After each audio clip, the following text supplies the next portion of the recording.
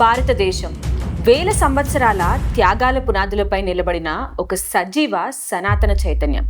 ప్రపంచ చరిత్ర చూడండి. రోమన్ సామ్రాజ్యం ఏమైంది? గ్రీక్ సంస్కృతి ఎక్కడా?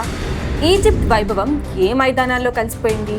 ఒక్క దాడి, ఒకే ఒక్క పెద్ద దండయాత్ర ఆయా సంస్కృతుల నామరూపాలు లేకుండా తుడిచిపెట్టేసింది. కానీ శతాబ్దాల పాటు నెత్తుటి నదులు పారిన, కోట్ల జ్ఞాన సంపద బుగ్గిపాలైన, పరమ పవిత్ర ఆలయాలు బద్దలైన, ఇప్పటికీ తల వంచకుండా సూర్యుడిలా ప్రకాశిస్తున్న ఏకైక జీవన శక్తే సనాతన ధర్మం. సనాతన ధర్మం అంటే సహనం, అహింస, శాంతి అనుకుంటే పొరపాటు. ఆ ముక్కలు మనకే బాగా నేర్పించారు. కానీ మన పురాణాలు ఏం చెప్తున్నాయో ఒక్కసారి కళ్ళు తెరిచి చూడండి. ఏ ఒక హిందూ దేవుడైనా ఆయుధం లేకుండా కనిపిస్తాడా? చేతిలో సుదర్శన చక్రం ఉంటుంది, త్రిశూలం ఉంటుంది, కోదండం ఉంటుంది, గడ్డలి ఉంటుంది.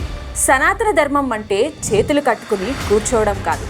ధర్మరక్షణ కోసం అవసరమైతే ఆయుధం పట్టడం కూడా ధర్మమే అని నేర్పిన ఏకైక జాతి మనది. దెబ్బతిన్న ప్రతిసారి ఒక సరికొత్త శక్తిగా ఊహించని రూపంలో రూపాంతరం అవ్వడం దాని నైజం. చరిత్రలో యుద్ధం భూమి కోసం జరిగింది అని రాశారు. అబద్ధం. వాళ్ళు వచ్చింది మన భూమిని కాజేయడానికి కాదు, ఈ గడ్డపై వెలిగే ధర్మం యొక్క వెలుతురును ఆర్పేయడానికి. ఒక చేతిలో కత్తి, ఇంకో చేతిలో మత గ్రంథం. ఇది వాళ్ళ వ్యూహం. మన ప్రాణతుల్యమైన సోమనాథ్ ఆలయాన్ని గజని 1కి 17 సార్లు దోచుకున్నాడు. గర్భగుడిని పగలగొట్టాడు. వేలాది మంది అర్చకులు, వీరులు ప్రాణాలు ఇచ్చారు తప్ప శివలింగాన్ని వదలలేదు. నలంద విశ్వవిద్యాలయాన్ని ఖిల్జీ తగలబెట్టినప్పుడు అందులోని కోట్ల తాళపత్ర గ్రంథాలు 3 నెలల పాటు నిరంతరాయంగా కాలుతూనే ఉన్నాయి. వాళ్ళు తగలబెట్టింది మన వేదాన్ని, మన సైన్స్ను, మన ఐడెంటిటీని. ఔరంగజేబు కాశీని కాల్చేటప్పుడు శివలింగాన్ని కాపాడుకోవడానికి అర్చకులు బావిలోకి దూరారు. గురుతేజ్ బహదూర్ సింగ్ తల ఇస్తాం కానీ ధర్మాన్ని వదలమని తల వంచకుండా మెడ నరికించుకున్నాడు. కానీ మనం ఎలా ఎవాల్వ్ అయ్యాం? ఎలా రీబిల్డ్ అయ్యాం? శత్రువు కత్తి పట్టుకుని వస్తుంటే మనం శాంతి మంత్రాలు చదువుకుంటూ కూర్చునే పిరికి వాళ్లగా ఎప్పుడూ లేము. వాళ్ళు కత్తి పడితే మనం క్షాత్రం మరియు భక్తి అనే 2 రౌద్ర రూపాలుగా ఎవాల్వ్ అయ్యాం. భౌతిక రక్షణ కోసం విజయనగర సామ్రాజ్యంలో రాయలు దక్షిణ భారతదేశాన్ని కాపాడారు.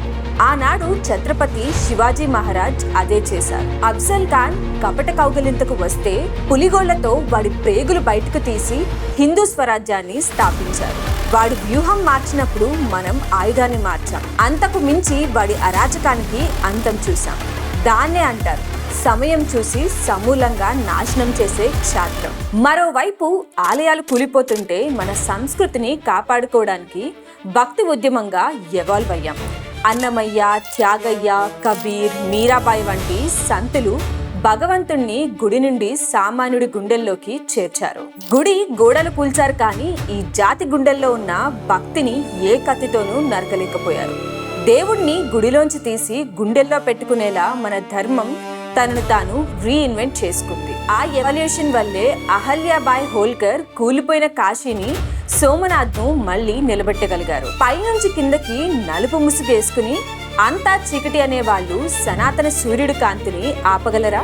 దెబ్బతిన్న ప్రతిసారి విశ్వరూపంగా మారే సనాతన ధర్మం యొక్క రౌద్రాన్ని తట్టుకోగలరా?